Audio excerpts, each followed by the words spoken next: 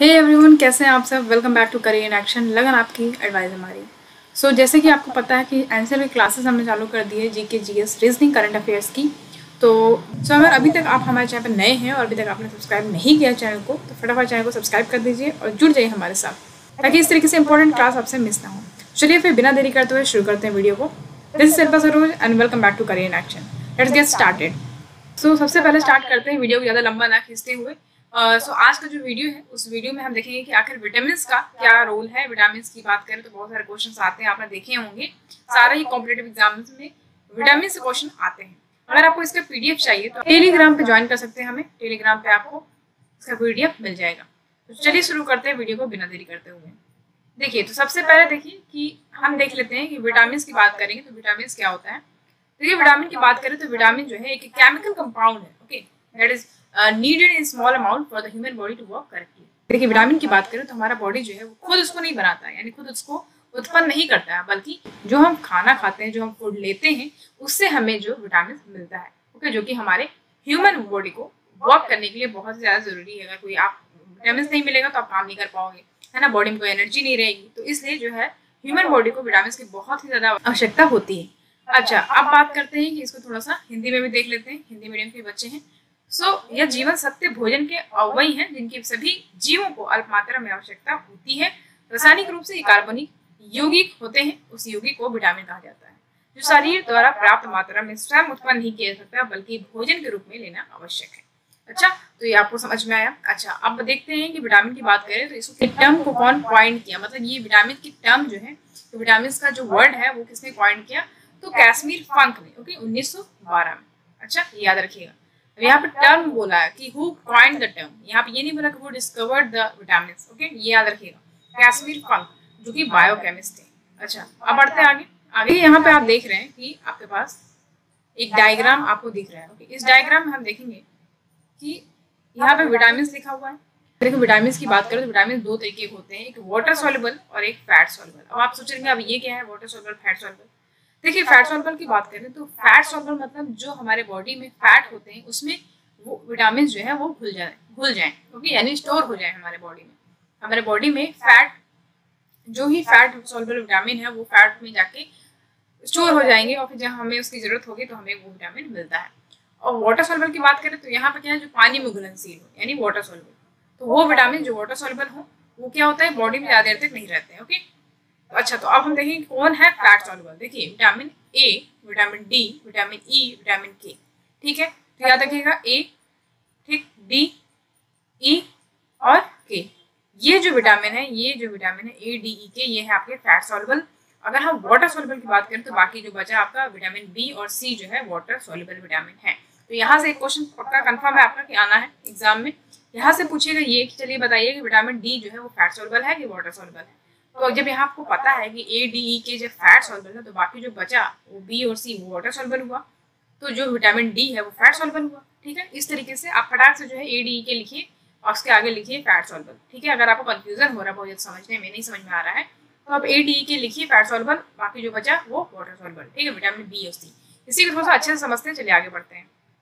देखिए, आपके सामने विटामिन लिखा हुआ है, केमिकल नेम है, डेफिशिएंसी डिजीज है, यहाँ पे ये नहीं होगा, और सोर्सेज दिया हुआ है, ठीक है। देखते हैं।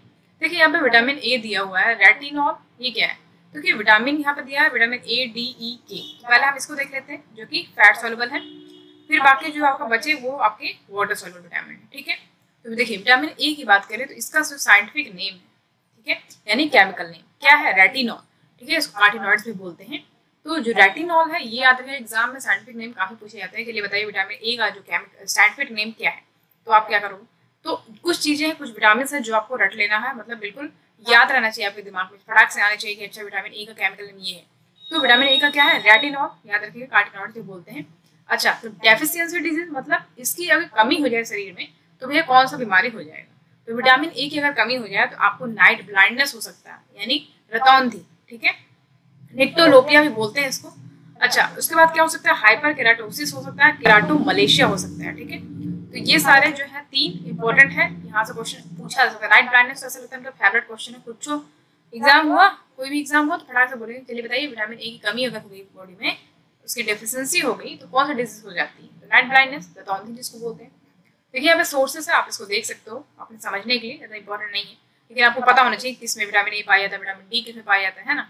तो ऑरेंज ग्रीन वेजिटेबल्स, कैरेट में, पंपकिन, स्क्वैश और स्पिनच में, ठीक है। अच्छा, विटामिन डी की बात करें तो विटामिन डी का जो केमिकल नेम है वो है कैल्सीफेरॉल, ठीक है। अच्छा, कैल्सीफेरॉल इसको बोलते हैं। नेक्स्ट है कि इसकी अगर कमी हो जाए बॉडी में विटामिन डी की तो इसको क्या हो जाएगा, रिकेट्स और ऑस्टियोमलेशिया। ओके, कुछ इस तरीके से देखेगा ऑस्टियोमलेशिया। रिकेट्स जिसको हो जाता है, आप देखेंगे कि ऐसा इंसान हो जाता है, मतलब बच्चे को होता है तो उसके पैर मतलब इस टाइप से होते हैं, है ना, मतलब टेढ़े होते हैं और ठीक से ग्रो नहीं कर पाते हैं, वो सारी चीज़ें हैं। और एक चीज़ और याद रखिएगा, विटामिन डी को सनशाइन विटामिन भी बोलते हैं, ठीक है।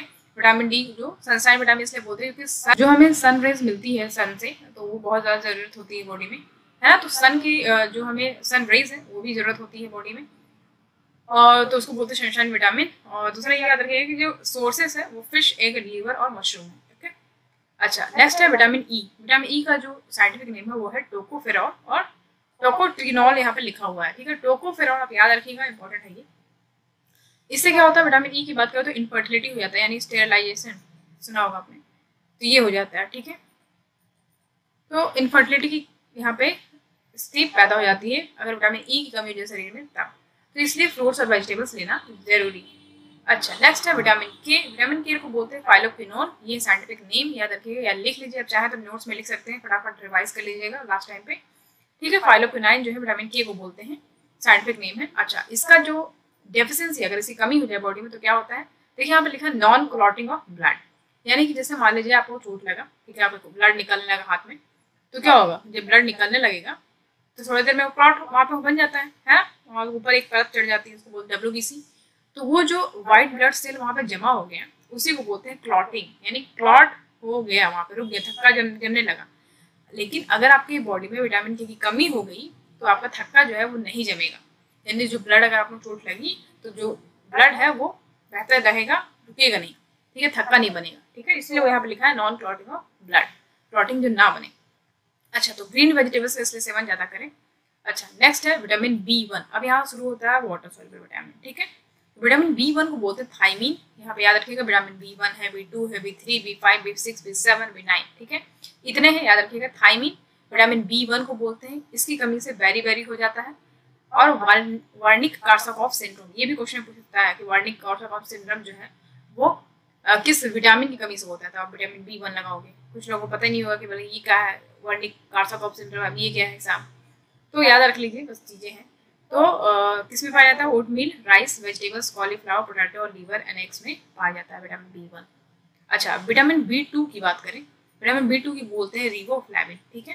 Cracking of skin, reddish eye, cracking of tongue. आपने देखा होगा कि स्किन में क्रैक्स पड़ जाते हैं साइड में, है ना, तो वो इसी की कमी से होता है, विटामिन B2 की कमी से ये होता है, ठीक है। क्रैक्स पड़ जाते हैं, टंग की बात करें तो टंग में क्रैक्स पड़ जाते हैं, आंखें रेड हो जाती हैं, तो वो सब विटामिन B2 की कमी से होता है। नेक्स्ट है dairy products, banana, popcorn and green beans में इसकी मात्रा ज़्यादा पाई जाती है। नेक्स्ट है विटामिन B3 की बात करें तो B3 को नाइसिन बोलते हैं, एग्जाम में पूछा गया है कई बार, तो ये याद रखिएगा, और इसको बोलते हैं निकोटीनिक एसिड, ठीक है, विटामिन B3। अच्छा, इसकी कमी हो जाए बॉडी में तो पेलागरा हो जाता है, ग्लोसिटिस बोलते हैं जिसको, ठीक है, तो ये याद रखिएगा, पेलागरा ग्लोसिटिस बोलते हैं इसको। विटामिन 3 की कमी हो गई तो मीट, ब्रोकली और एवोकाडो खाइए तो नहीं होगा भैया विटामिन B3। अच्छा, विटामिन B5 की बात करें तो ये इंपॉर्टेंट है, पैंटोथेनिक एसिड बोलते हैं विटामिन B5 को, ठीक है, इंपॉर्टेंट है। अब इससे क्या होता है, premature growing of hair. अब प्री मैच्योर मतलब पहले ही एक एज के पहले ही जो आपका हेयर है वो ग्रो करने लगता है। बर्निंग फिट सिंड्रोम, मतलब कि आपका जो पैर है उसमें जलन इस तरीके से, मतलब ऐसा लगेगा आग लग गया पैर में, जलने लगेगा, बहुत ज़्यादा बर्दाश्त के बाहर होता है, तो वो होता है विटामिन B5 की कमी से, ठीक है। अब नेक्स्ट है कि किस में पाया जाता है, ये fish, meat, eggs, many vegetables, mushroom और ट्री नट्स में, ठीक है। नेक्स्ट है विटामिन B6 को बोलते हैं पायरिडॉक्सिन, इंपॉर्टेंट है, याद रखिएगा। एबनॉर्मल प्रोटीन मेटाबॉलिज्म, जो कि हमारे बॉडी में प्रोटीन बनता है, ठीक है, तो एबनॉर्मल तरीके से बनने लगे, अगर प्रोटीन मेटाबॉलिज्म एबनॉर्मल तरीके से बनने लगे तो विटामिन B6 की कमी से हो जाता है, इसलिए मीट खाइए, वेजिटेबल, ट्री नट्स और बनाना केला खाइए। अच्छा, नेक्स्ट है विटामिन B7 इंपॉर्टेंट है, बायोटीन, ठीक है। एक बार पायरिडॉक्सिन नहीं भी आता है अगर ये वाला, तो बायोटीन तो आना ही है, तो B7 बायोटीन है, ठीक है, इसका केमिकल नेम बायोटीन है। अच्छा, इसकी कमी हो जाए तो डर्मेटाइटिस हो जाता है, इंटरटिस हो जाता है, अनीमिया हो जाता है। तो अनीमिया यहाँ से इंपॉर्टेंट है, अनीमिया सारा भी देखा जाएगा यहाँ तक। तो अनीमिया जो है डर्मेटाइटिस, इंटरटिस और अनीमिया हो जाता है अगर बायोटिन की कमी हो जाए शरीर में तो। इसलिए चुपचाप रॉ एग यॉक खाइए, लीवर, पीनट्स और वेजिटेबल खाइए। विटामिन B9 की बात करें, B9 को फॉलिक एसिड बोलते हैं, बहुत इंपॉर्टेंट है, ठीक है। फॉलिक एसिड, B9 को फॉलिक एसिड बोलते हैं।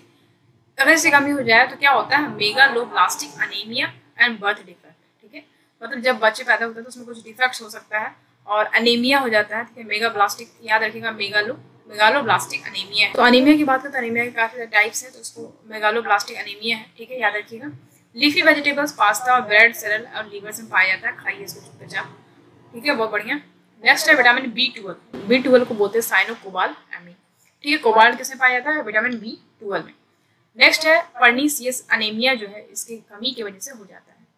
मीट और अदर एनिमल प्रोडक्ट्स में इसको पाया जाता है, तो खाइए, बढ़िया है। बहुत लोग नॉन खाते हैं उनके तो बहुत बढ़िया है, बहुत प्रचुर मात्रा में B12 मिल रहा है। नेक्स्ट है विटामिन B3 जो लास्ट है, इसको बोलते हैं एस्कॉर्बिक एसिड। ये तो लगता है जैसे इनका फेवरेट क्वेश्चन है, कुछ नहीं समझ में आया उठाकर विटामिन C दे दो, ठीक है। तो इसका साइंटिफिक नेम क्या है, एस्कॉर्बिक एसिड, याद रखिएगा, बहुत इंपॉर्टेंट है। अच्छा, इसकी कमी हो जाए तो क्या होता है, स्कर्वी, कुछ इस तरीके से देखिएगा, स्कर्वी हो जाता है, जिसको सेलर्स डिजीज बोलते हैं। तो आपसे क्वेश्चन ये भी पूछ सकता है कि भैया सेलर डिजीज किसको बोलते हैं, तो स्कर्वी पता होगा तो ठीक है, नहीं पता तो बस जाओ, हो गया खत्म कहानी। तो स्कर्वी याद रखिएगा, इंपॉर्टेंट है। अच्छा, उसके बाद पेपर्स, सिट्रस फ्रूट और स्प्राउट्स में ये स्कर्वी यानी खट्टे वाले चीज जो भी फल फ्रूट है उसमें जो है आपका विटामिन C पाया जाता है। अच्छा, नेक्स्ट हम देखेंगे, देखिए यहाँ पे चिकित्सा से संबंधित आविष्कार और खोज किए हैं वो देख लेते हैं एक बार। देखिए यहाँ पे विटामिन लिखा हुआ है, तो विटामिन की खोज किसने की, F.G. हॉपकिंस, ठीक है, याद रखिएगा F.G. हॉपकिंस। वहाँ पे मैंने बताया था कि विटामिन को कॉइन कौन किया था, उसका जो टर्म है वो किसने कॉइन किया है, तो याद रखिएगा कैसमिर फंक ने 1911 में, ठीक है। अब विटामिन A और B की बात करें तो मैकुलिन, इंपॉर्टेंट है ये। AB की बात करें तो मैकुलिन। विटामिन C की बात करें तो यूजोकट हॉलकट ने, ठीक है। विटामिन D हॉपकिंस, चाहे तो आप इसको लिख सकते हैं नोट में, क्योंकि कहीं भी आपको मिलेगा नहीं है इस तरीके से डिस्कवरी बताया हुआ, ठीक है। तो टीका लगाना यानी वैक्सीन की बात करें तो एडवर्ड जेनर ने इसको डिस्कवर किया। पोलियो का टीका जो लगा वो जॉन साल्क ने लगाया, पोलियो टीका जो लगाया वो जॉन साल्क ने इसको डिस्कवर किया, ठीक है। आगे देखते हैं रेबीज का टीका, रेबीज की बात करें तो लुई पैस्चर, ये तो आपने पढ़ा होगा बचपन में। कुष्ठ के रोगाणु, कुष्ठ मतलब होता है इसको लेप्रोसी बोलते हैं, जिसको हैंसन ने डिस्कवर किया है। हैजा के रोगाणु, हैजा मतलब कॉलरा होता है, तो रॉबर्ट कोच ने एक और किया तपेदिक के रोगाणु। तपेदिक क्या होता है पता है लोगों को, अगर पता तो बताइए कमेंट बॉक्स में, चलिए बता देते हैं हम। तपेदिक को बोलते हैं ट्यूबरक्लोसिस, ओके, टीबी जिसको बोलते हैं। तो रॉबर्ट कोच ने इसको डिस्कवर किया था। मलेरिया के रोगाणु की चार्ल्स लावरेन ने, ठीक है। तो ये कुछ चीजें हैं, इसको याद रखिएगा, इंपॉर्टेंट है बहुत।